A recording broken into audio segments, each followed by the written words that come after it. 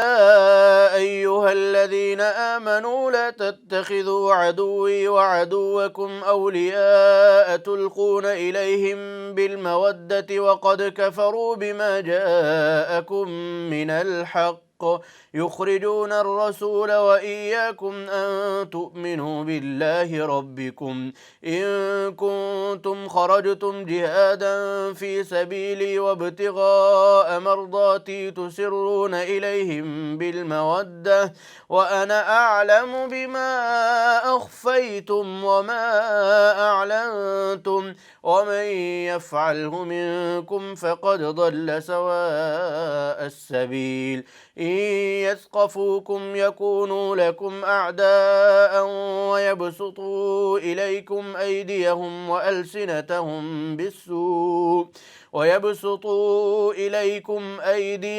وألسنتهم بالسوء وودوا لو تكفرون لن تنفعكم أرحامكم ولا أولادكم يوم القيامة يفصل بينكم والله بما تعملون بصير قد كانت لكم أسوة حسنة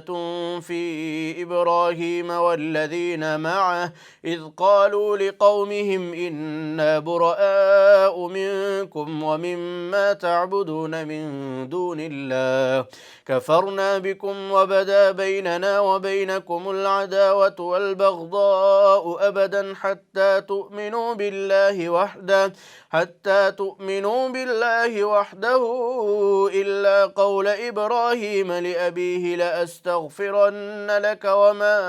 أملك لك من الله من شيء ربنا عليك توكلنا وإليك أنبنا وإليك المصير ربنا لا تجعلنا فتنة للذين كفروا واغفر لنا ربنا إنك أنت العزيز الحكيم لقد كان لكم فيهم أسوة حسنة لمن كان يرجو الله واليوم الآخر ومن يتول فإن الله هو الغني الحميد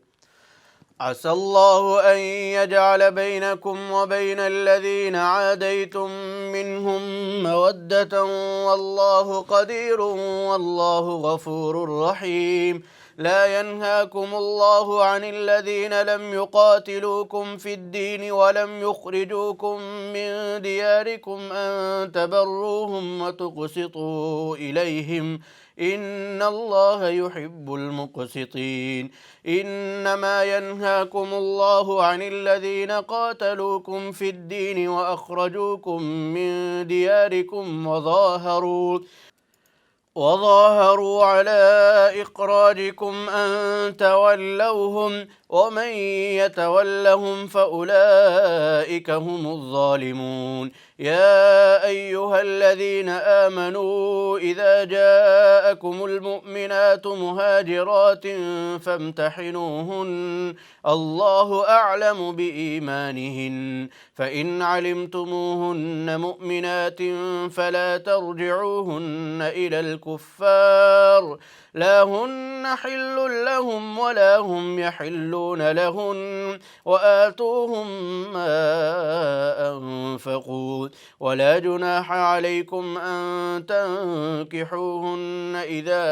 آتيتموهن أجورهن ولا تمسكوا بعصم الكوافر واسألوا ما أنفقتم وليسألوا ما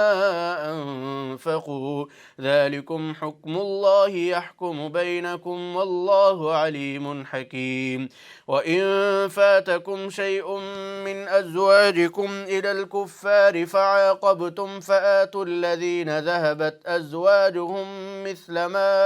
أنفقوا واتقوا الله الذي أنتم به مؤمنون يا أيها النبي إذا جاءك المؤمنات يبايعنك على ألا ولا يشركن بالله شيئا ولا يسرقن ولا يزنين ولا يقتلن أولادهن ولا يأتين ببهتان يفترينه بين أيديهن وأرجلهن ولا يعصينك في معروف فبايعهن واستغفر لهن الله إن الله غفور رحيم. يا أيها الذين آمنوا لا تتولوا قوما غضب الله عليهم قد يئسوا من الآخرة كما يئس الكفار من أصحاب القبور.